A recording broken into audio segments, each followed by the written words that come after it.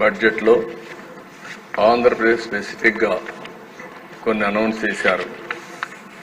దానికి మనందరం కూడా హర్షాన్ని ఆనందాన్ని వ్యక్తం చేశాం. అయితే ఆ దిశ ఈరోజు మనందరం కూర్చొని ఆలోచించుకోవాల్సింది, కేంద్రం ఇచ్చిన ఇంకొక విధంగా మనం మేనేజ్ చేసిన అది తాత్కాలికంగా వెసులుబాటు అవుతుంది.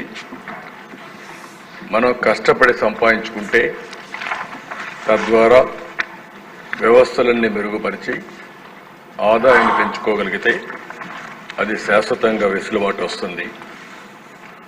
గడచిన 5 సంవత్సరాలు ఈ రాష్ట్రంలో ఏం జరిగింది, దీనివల్ల ఎంత నష్టం జరిగింది, ఎంత కోలుకొని దెబ్బతిన్నామో ఎప్పటికప్పుడు అందరికీ తెలియజేయాలనే ఉద్దేశంతోనే ఇప్పటికే పోలవరం పైన ఒక శ్వేతపత్రం, అమరావతి విధ్వంసం పైన ఒక శ్వేతపత్రం, విద్యుత్ శక్తి పైన ఇంకొక వైట్ పేపర్, మొత్తం సహజ వనరు ఇసుక లేకపోతే భూగర్భ ఖనిజ సంపద భూములు ఏ విధంగా దోపిడీ అయినాయో దానిపైన కూడా ఒక వైట్ పేపర్ పబ్లిసైజ్ చేశాం. ఈ వైట్ పేపర్స్ అన్ని పబ్లిసైజ్ చేయడంలో ముఖ్యమైన ఉద్దేశం ఈ రాష్ట్ర సభ, శాసనసభ ప్రజలకు జవాబుదారీతనంగా ఉండాలి. పరిపాలన అనేది ప్రజల కోసం చేయాలి. ఒక పక్క సంక్షేమం, ఒక పక్క అభివృద్ధి సమతుల్యంతో ఎప్పటికప్పుడు బేరీ చేసుకుంటూ సంపద సృష్టించే విధంగా ముందుకు పోవాల్సిన అవసరం ఉంది. కానీ 5 ఏళ్లలో జరిగిన పని మనం చూస్తే 25 సంవత్సరాలు కూడా కోలుకోలేని దెబ్బ తగిలే పరిస్థితి వచ్చింది. అందుకే ఆ దిశ ఎన్నికల్లో కూడా చెప్పాం, పాలన ఎలా ఉండకూడదో గత 5 సంవత్సరాలు అంటే 1924 పాలన ఒక కేస్ స్టడీగా మిగిలిపోతుంది. పాలకుడు ఎలా ఉండకూడదో దేశ రాజకీయాల్లో 1924 ఒక కేస్ స్టడీగా ఉండే అవకాశం వస్తుంది. జనరల్గా మనం ఆలోచిస్తే ఆ దేశ ఒకసారి మనం చూసినప్పుడు కొంతమంది అవసరాలకు తప్పు చేస్తారు, ఏదో అత్యంత అవసరం వచ్చినప్పుడు తప్పు చేస్తారు. కొంతమంది అత్యాశతో తప్పులు చేస్తారు ఇంకా ఎక్కువగా. కొంతమంది ఉన్మాదంతో తప్పులు చేస్తారు, డబ్బుల ఉన్మాదంతో.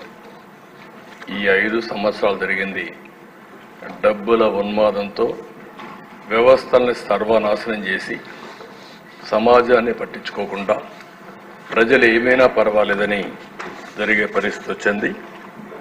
అందులో బాధతో ఆవేదనతో ఈరోజు నేను ప్రవేశపెట్టే ఈ యొక్క ఎక్సైజ్ పాలసీ, ఎక్సైజ్ పైన వైట్ పేపర్, దీన్ని ఇక్కడుండే సభనే కాదు, రాష్ట్రంలో ప్రజానికం కూడా, దేశంలో ఉండే ప్రజలు కూడా దీన్ని అధ్యయనం చేసుకోవాల్సిన అవసరం ఉంది.